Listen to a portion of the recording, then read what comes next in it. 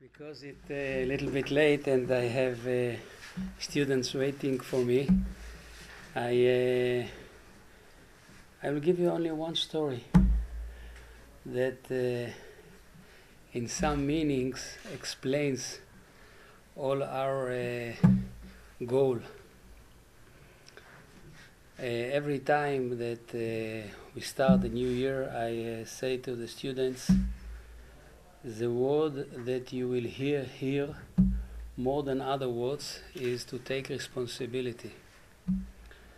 1,900 years we waited to the time we will be able to build a Jewish state which will be Mamlechet Kohanim Vegoy Kadosh, and the Torah and Avodat Hashem will be the main goal of this state.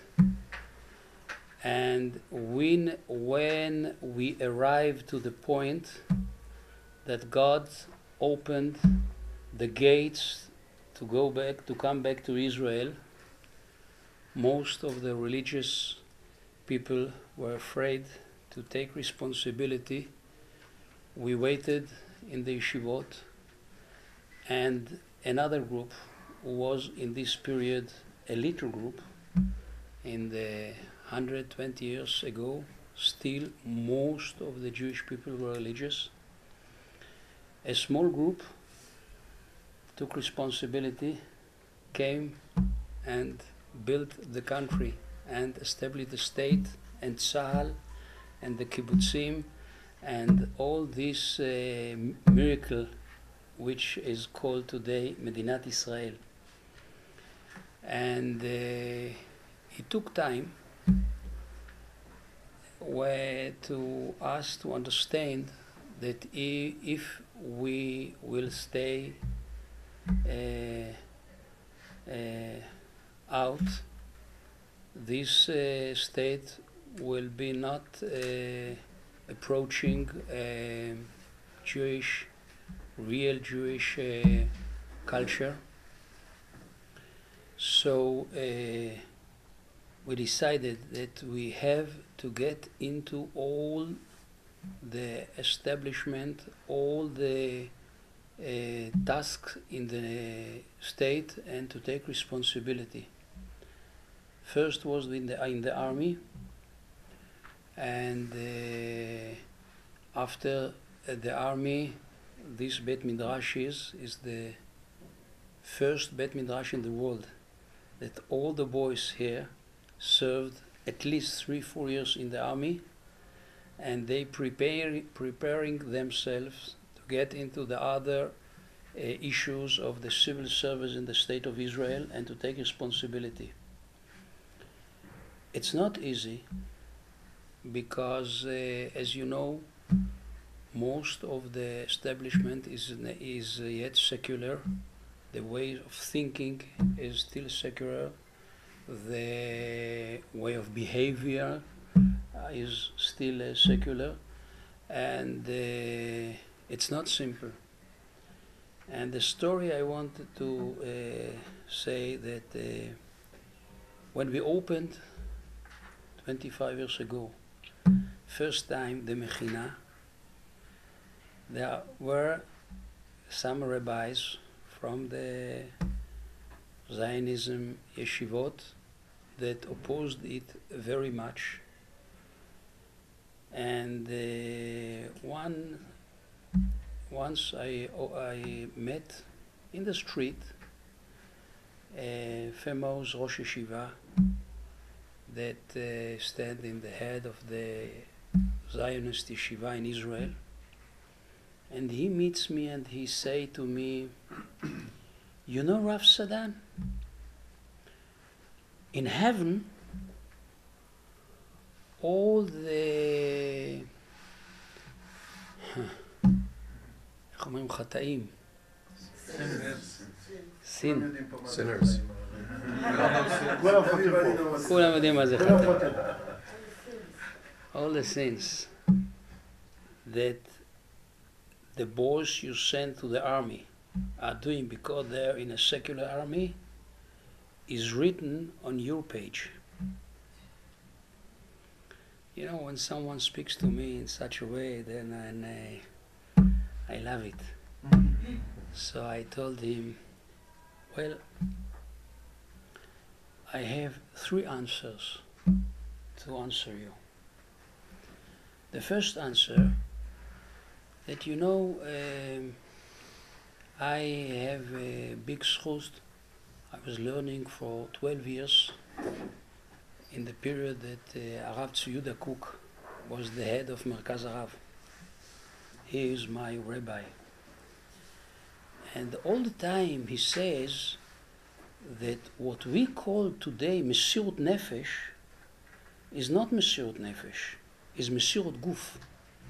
When somebody is going to the army, he takes risk for his body, for his life. Mesirut Nefesh, if someone is ready to take risk for his soul on behalf of the Jewish people. And he was all the time speaking how Moshe Rabbeinu discussing with the God to save Israel when he said him, Hanicha li v'achalem ve'eseh otcha legoy gadol. And he said, Im tisach hatatam v'im ein mechenina misifercha asher katavta, means I'm not ready to continue if you not forgive to Israel. And he told us that a real Mesirut Nefesh for the Jewish nation is to be ready to rescue Olam Haba, not only Olam Hazeh. So I am very glad to hear from you that what I am doing now, I arrived to the point that my rabbi told me to arrive to this point, not only Mesirut Guf, but also Mesirut Nefesh. Okay. This first answer. Second answer, I told him, you know,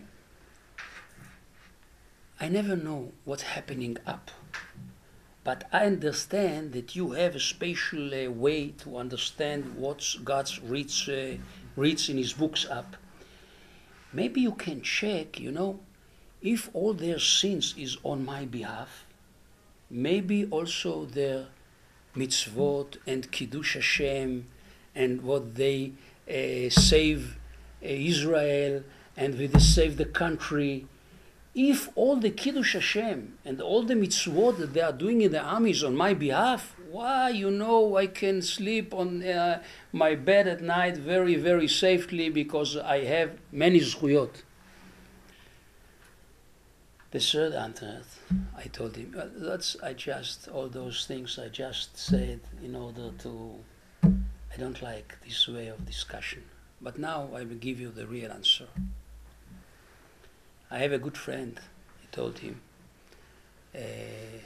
Maybe you heard about him, Efi Eitam. He was a high officer in the army. Yes, he told me once, very interesting thing. He was growing in a special units, and he was fighting many times over the border in very risky situations. He said to me that the hardest task he made in the army was when first time he was a colonel and he had to remain behind, and his units crossed the border, and in the radio you have to give the order to them, go further. You know, he said to me, when I was going with my soldiers, even in the first line, I was never afraid, because we know that we have to do this job. And תודה. חוץ לישיבה, תגיד להם שירה בציבור, עוד 6 דקות אני מגיע. בשיעור א' של ה... בסדר? הם בכיתה למטה. מחכים לי. תגיד להם, טוב? I was never afraid when I went with my soldier. When I had to give an order to my soldiers to go further, and I remained behind, it was very hard for me. I felt responsibility for all of them, and I couldn't help them. And I told this Rosh Yeshiva, look, personally, I served in the army 38 years. Most of the soldiers around me were secular. When I served in the paratroopers, I was the only one secular on all the battalion. I was never afraid of it, and it was not hard for me. Today, when I send every year another 120 boys to go to the army, I agree that it's much harder. But what God wants from me and for you is not only that we will do our job, is that we will be able to take responsibility to tell the Jewish generation, the young generation, what to do. And I agree with you. It's not simple. We send them to a very, very hard task. This young guy that you see is full with Torah and Yirat Shamayim. He's going now for some years very, very hard spiritually, also physically, but spiritually. And I admit that it's not easy to send others to fight, but who you think have to do it? And I think that what God's expecting from us is to take responsibility to the future of the Jewish state. And the future of the Jewish state depends if people with Torah, with Yirat Shamayim, people who understanding deeply the goal of the Jewish nation are ready to get inside and to take responsibility in all various stuff of the state. And well, if story, so another one story, and I'm going. Some of this story,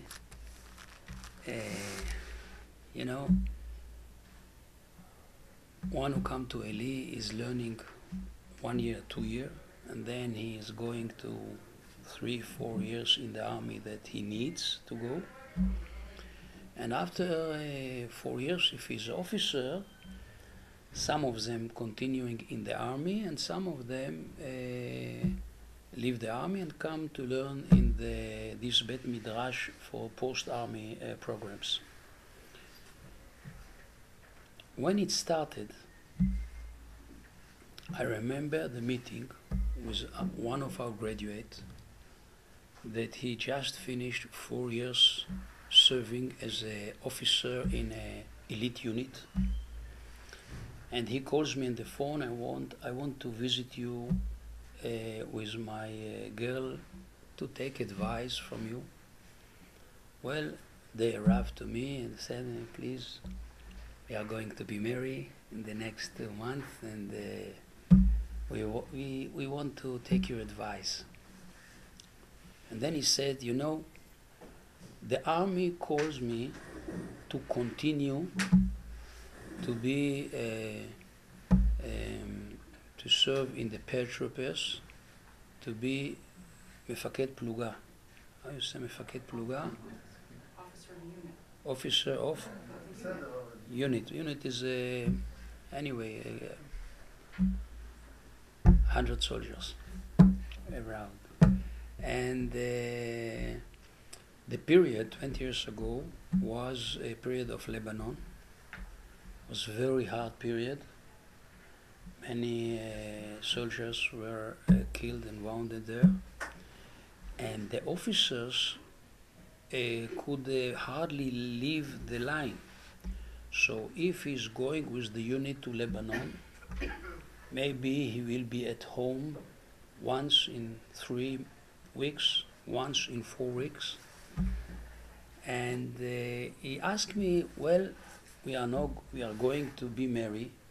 You think that it's a normal life that the husband come back home once in 3-4 weeks?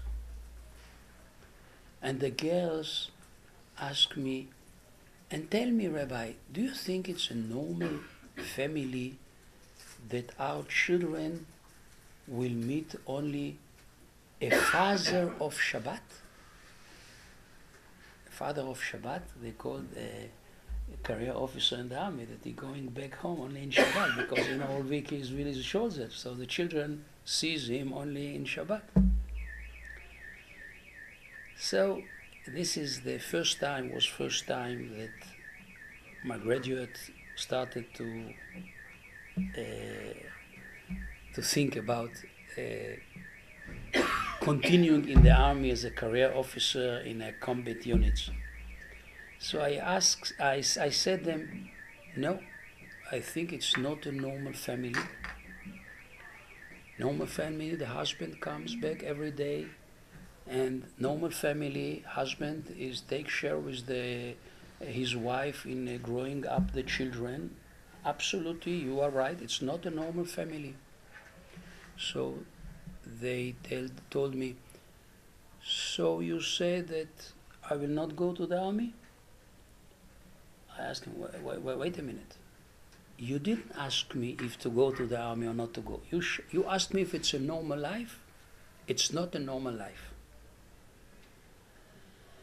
The only question is, who has to live such a life? And then I said, the secular people are doing it for 40 years. Not bad. They win some battles. Maybe to them family is not so important, so maybe they will continue doing. We will remain at home, in the shtetl. We are going every day to the synagogue. We will be with our wife and children, and they will defend the state. What do you? It's a good idea. We are doing it for 40 years. And then I said, I have another better idea. I heard that in Israel there are many people from Thailand that they leave their families for a year and 2 because they want money. Maybe we will offer them money and we will send them to Lebanon. So they say, Rabbi is joking. But really, this is the question. The question if the state is ours and we are responsible that the state of Israel will be able to defend itself and to grow up, or we are just living here and let the secular people do all the job for us. This is the question. And it has high price. To take responsibility means you have to live sometimes hard life. Now you have to choose. Baruch Hashem, he went to the army. I can say I have one of my daughter is married to Lamet Kolelel in Golani with 6 children. It's not a normal family life, but it's a wonderful family life, because a human being knows to do hard things also, and wonderful grandchildren, and wonderful love and life between my daughter and her husband. The same, one of my boys also is 11th colonel in Golani. He has now only 5 children, and I don't say it's normal life. The question if the religious party understand that the word responsibility is worthwhile to work hard for it. And I think this is the real revolution that we are doing now in the country. More and more religious young boys understands that it's not enough to speak that Medinat Israel is the Reshit Smichat Geulatenu. If you believe in it, you have to take responsibility. In the army, in the Mossad, in the Shabak, in the civil service, in all stuffs that a modern life in a state needs. And I believe we started in this process. Now there are some hundreds of our graduates in many places around us, and other people understand that this is a real goal, and it's growing up to thousands. When it will be dozens of thousands, then all the face of Israel will change. I'm sorry I have to leave, so shalom.